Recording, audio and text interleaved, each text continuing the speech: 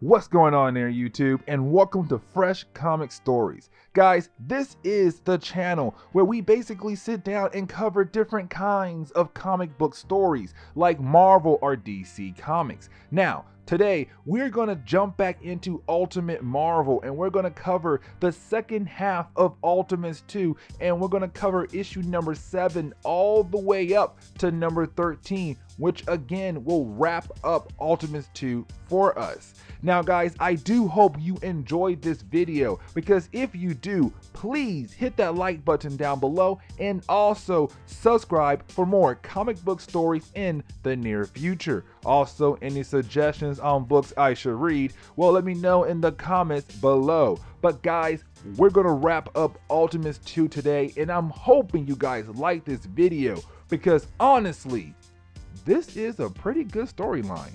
Guys, let's dive into Ultimates 2. To begin today's storyline, we pick up with the Ultimates in the Middle East hacking into some kind of computer to gather information on this nuclear plant.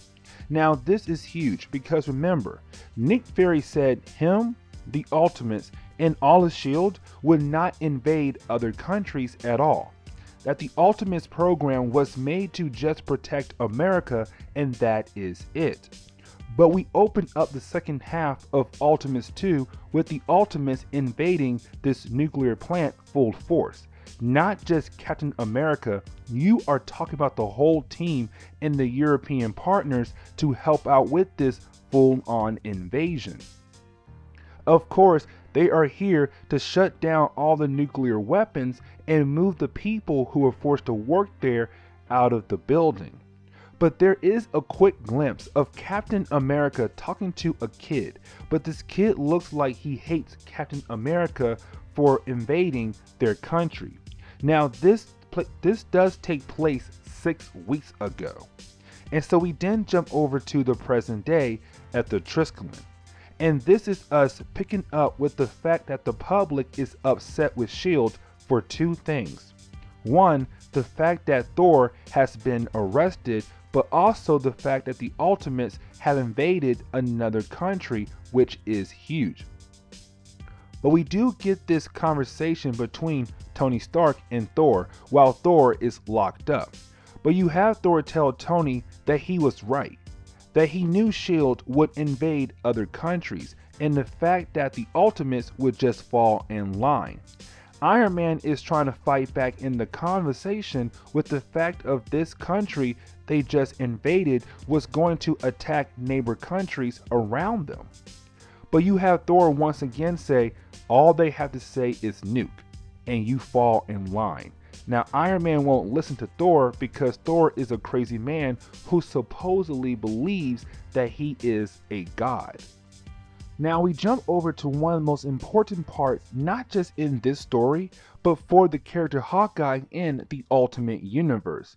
Because we pick up a couple hours later, but this part takes place after the Ultimates had dinner together over Hawkeye's place. Now, the big problem comes when Hawkeye's wife hears the doorbell, and she thinks it is a Scarlet Witch coming back for her purse that she left behind. But when Hawkeye's wife opens up the door, she gets shot in the head, and then we see a bunch of men with guns just invade the home of Hawkeye. And for Hawkeye, he is unable to do anything, because by the time he realizes what is happening, he gets shot in the arm, in the leg, and unable to move. But these men, they run in and they kill one of his kids right in front of him. Some of the men go upstairs and kill the rest of his kids. And then to close the first chapter, Hawkeye gets taken away. Now, the second chapter of this story does pick up with Captain America and Wasp hanging out in their apartment, but quickly get into a fight. Now, the reason why they start to argue is because Wasp went to go see her ex-husband, Hank Pym. Now remember, back in Ultimates 1, in the first half of Ultimates 2, there was a whole thing where Wasp left Giant Man for Captain America because he was abusing her. But she did end up with Captain America. but since she went to go see her ex and her ex is on S.H.I.E.L.D.'s watch list, they told Captain America that his girl went to go see Giant Man, aka Hank Pym, and of course that does start their argument between them. But it does end up with Steve Rogers walking away. Well, not walking away, he kind of jumps off the balcony, but it's him saying, I need some fresh air, because now my lady is seeing her ex-boyfriend who used to abuse her. We then jump over to Nick Fury walking in the home of Hawkeye, and we see that he and the team he brought with him are looking around for some clues. Now, the only thing they find are the dead bodies of Hawkeye's family. But the question is though, who did this? Who walked in here with an army of men to kill a family? And so you have Nick Fury call up his team he has back at home base to look at the hidden cameras he had installed in the house to see if they see anything. But we don't get an answer right away. We then pick up with Captain America talking to his old pal Bucky.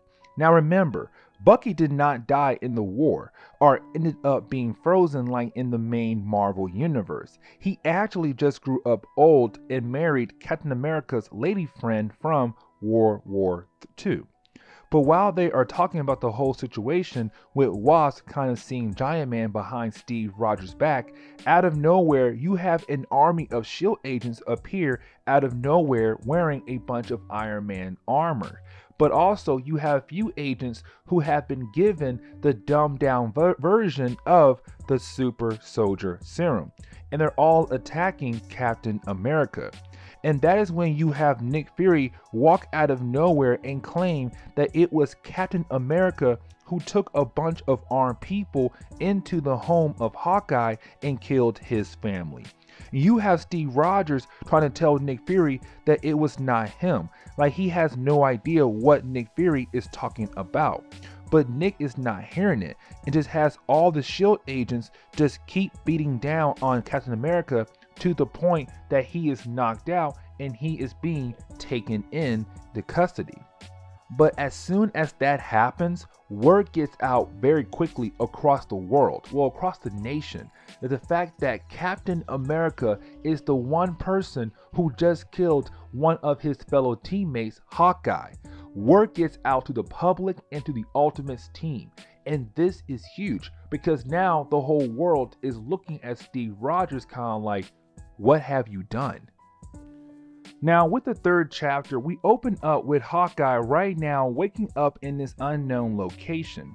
But we pick up with a random man right now talking to Hawkeye about how the people who captured him have been feeding him drugs to make him talk, to kind of give information about S.H.I.E.L.D. and other big secrets from the American government.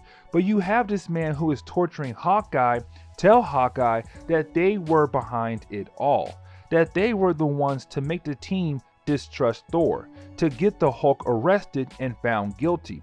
They were the ones who just made Steve Rogers look like a traitor as well. That whoever this man is working for is trying to bring down S.H.I.E.L.D. and the American government. Like something big is coming down the road. But the big question is though, what is coming? And can our heroes actually stop this evil force from taking over the American government? We then jump over to the rest of the Ultimates team right now having a group meeting. Well, without Thor, Hulk, Captain America, Iron Man, and Black Widow. And so right now it's just Wasp, Nick Fury, Betty Ross, Scarlet Witch, and Quicksilver. But right now they are having a meeting about what has been going on recently. But while they are talking about what has been going on, out of nowhere, you have every single S.H.I.E.L.D. helicarrier start to fall out of the sky and crash land all over the city, including the Triskelion as well. But that was just phase 1 of this random attack.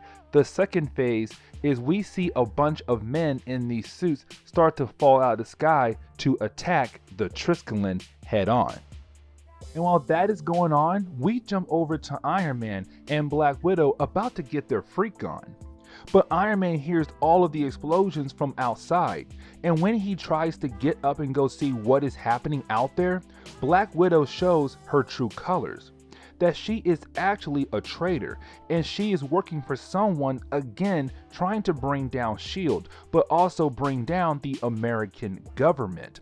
Because she pulls out a gun, shoots Jarvis in the head, and tells Iron Man that he should have kept trying to make love to her and ignored what was happening outside with the world. That is when we jump back to the Ultimates team trying to defend their base and their cells from this attack.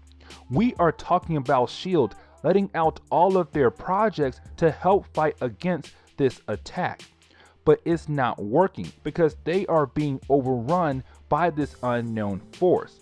What makes this chapter so crazy, because you have Loki reappear. And when we first met him, he was telling us, the readers and the Ultimates, that Thor's powers were fake. That his powers came from a machine, that he is not a god. But you have Loki reveal that that could have been a lie, because he says he is the god of mischief himself. But we then see Loki has given the Thor equipment to someone else to be Thor. But he says they had a Norse god on their side. And the sad thing was, they did not believe Thor when Thor said he was the god of thunder. That is when we see Loki surround himself with a bunch of different characters, but these characters from all over the world. They have brought all of their countries together to bring down America, and we get confirmation that this attack hit all over the nation, not just New York. You're talking about Chicago, Washington, D.C. All the big cities have been attacked by this unknown force, by these unknown characters from all these different countries. But then you have Loki say, look, listen, we have taken down the Ultimates, we have taken down the Fantastic Four, and we have also taken down the X-Men. We have now taken completely over of America. Now with the 4th chapter, we jump back to the point where we had the Ultimates invade that random country back in the beginning of this video. We pick up with the Ultimates kind of making people move to different spots for shelter. But we do see one young man named Abdul, and apparently he is upset with the fact that America has come into his country and now trying to change things. You see him kind of getting upset and promising he is going to change things back to the way they were before America had invaded his country. Now, we do jump back over to 1 month before the attack has happened in America. And this is us kind of learning about this team of characters who just invaded America. This is where we come to find out that these people are from different countries who have come together to bring down America. For example, you have the Abomination and Crimson Dynamo from China, another character named Hurricane from North Korea, Swarm from Syria, and you also have Perun from Russia, who is using the technology to be Thor. But the most important character is Abdul, where we come to find out that he was able to take in the super soldier serum and basically be another Captain America, but going by a different name, the Colonel. We then jump back over to the present day, where we pick up with this new team called the Liberators, taking over America, which is huge right now because they did not just take down the Ultimates, but they also took down the X-Men and the Fantastic Four. So right now you have this team in control of America.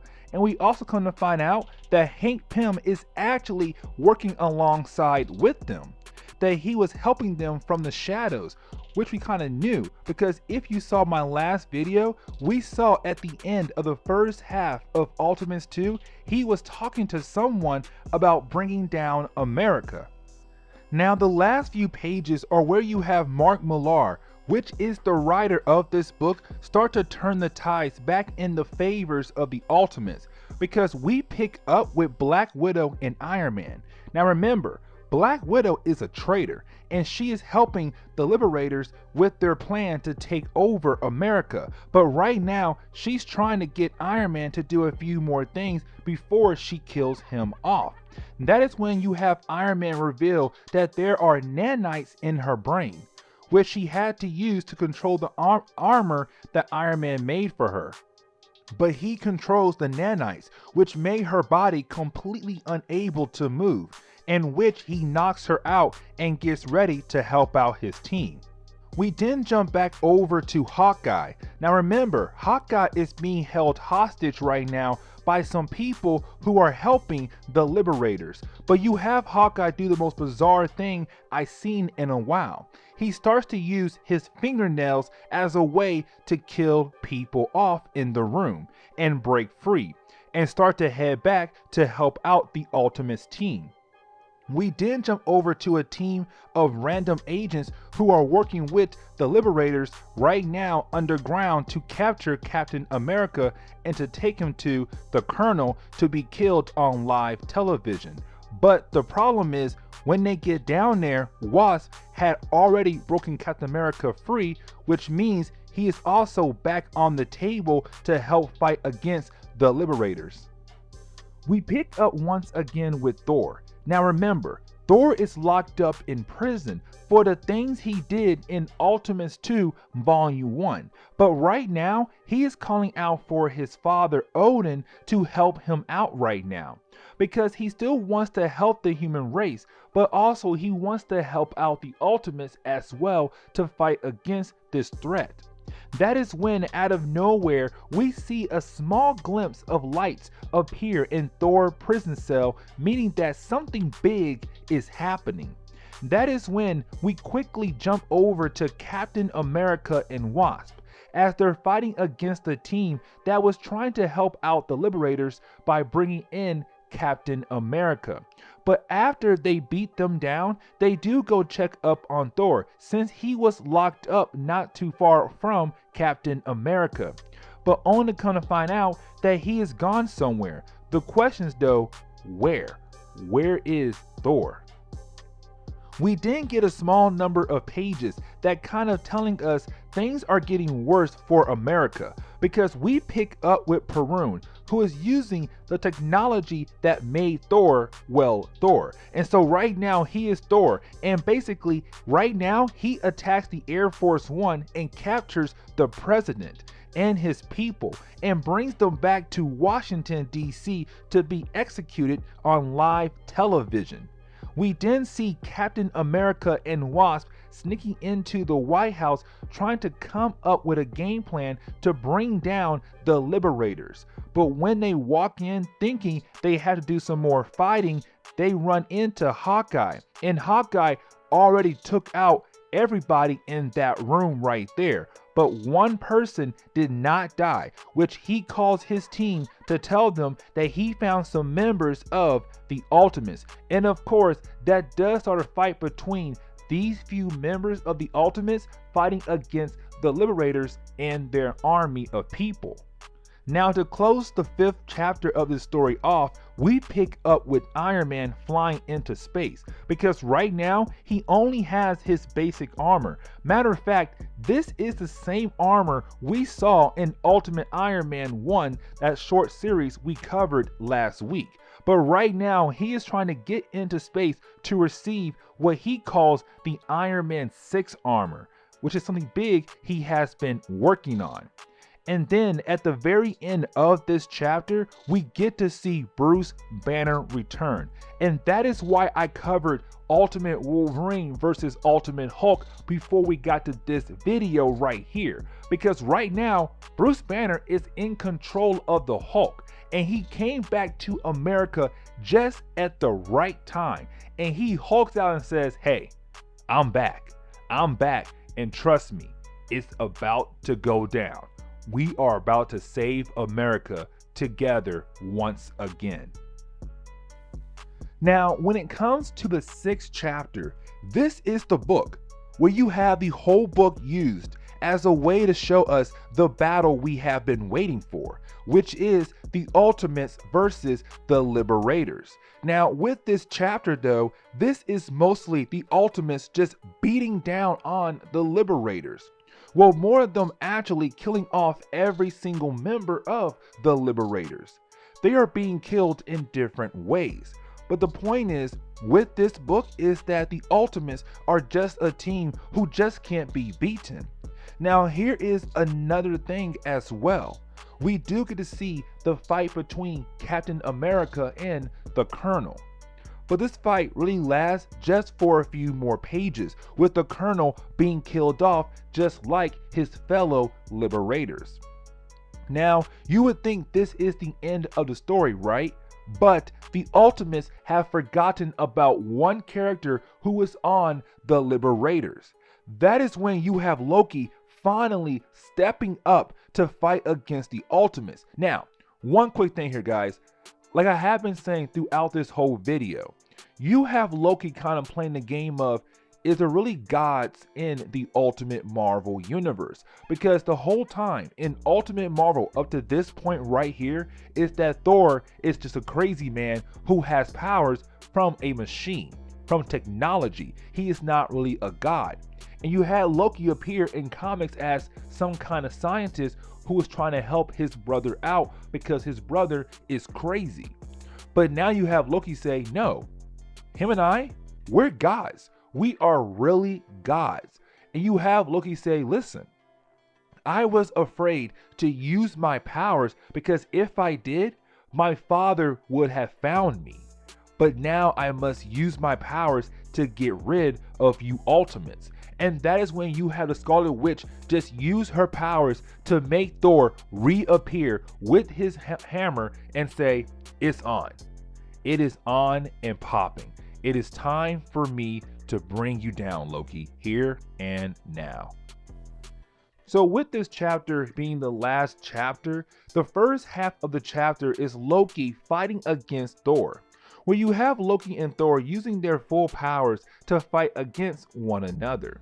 Now, this is Mark Millar confirming there are gods in this universe, in the Ultimate Marvel universe, because Loki goes all out with his powers, bringing in creatures from other realms, also turning himself into a snake to fight against Thor. Well, actually, it was a serpent. But this is Mark Millar telling us, yes, there are gods in this universe. These two are gods, but with Loki calling in all of these creatures from the other realms, you have Thor call up Odin, asking him to send in some help. And that is when you have Odin sent in an army of men and women from Asgard to help Thor fight against Loki's army of creatures.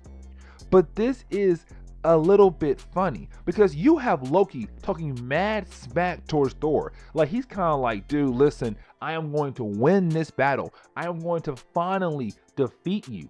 But you have Thor kind of like, brother, please. I am here to make sure that you go away this time.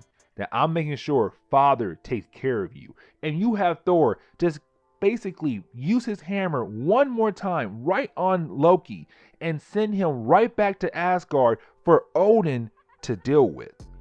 Now, the story really wraps up with the Ultimates trying to get everything back to normal in all the cities that were attacked by the Liberators. This is really just a quick wind down for the story, but the biggest part of the ending is that you have Captain America telling Nick Fury and S.H.I.E.L.D. that they are going to leave S.H.I.E.L.D. behind because they feel like as a superhero team, they should be helping the world, not just helping America. And so you have Captain America tell Nick Fury and S.H.I.E.L.D. they're leaving. They are leaving and they're going to help the world instead of just America. They're not going to work for the American government. And matter of fact, Tony Stark will be the person to fund the team. And that wraps up Ultimates 2. Now, guys, we will not see the Ultimates again like this until Ultimates 3. And sadly, we have to cover Ultimates 3. Even though I don't want to, we have to cover Ultimates 3. But guys, please leave me a like down below and also subscribe for more comic book stories in the near future. Also, any suggestions on books I should read? Well, let me know in the comments below, because you never know, your suggestion could be a future video down the road. But guys, I will see you on the next comic book video. Later, guys.